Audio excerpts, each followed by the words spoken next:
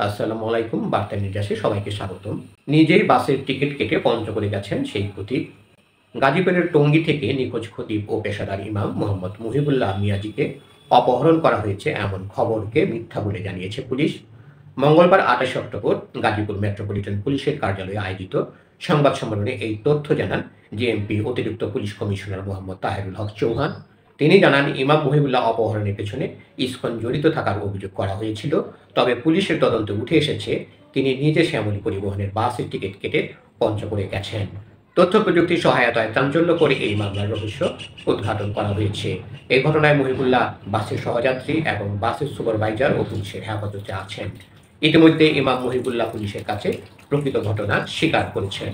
দর্শক, আরও সংবাদ পেতে আমাদের বার্তা নিউজ চ্যানেলটি সাবস্ক্রাইব করে আমাদের পাশেই থাকুন। পুলিশ জানায়, ইমাম মুহিবুল্লাহ আজ আদালতে জবানবন্দি দেবেন। এর আগে গত বুধবার ২২ অক্টোবর সকালে টঙ্গীর বাসা থেকে হাঁটতে বের হয়ে নিখোঁজ হন তিনি।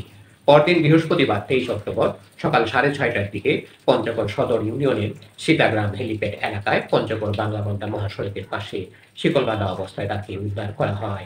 এ ঘটনায় টঙ্গী পূর্ব থানায় একটি অপহরণ মামলা দায়ের করা হয়েছিল। ধন্যবাদ সবাইকে এতক্ষণ ধরে আমাদের পাশে থাকার জন্য। পরবর্তী আরও সংবাদ পেতে আমাদের চ্যানেলটি সাবস্ক্রাইব করে আমাদের পাশেই থাকুন।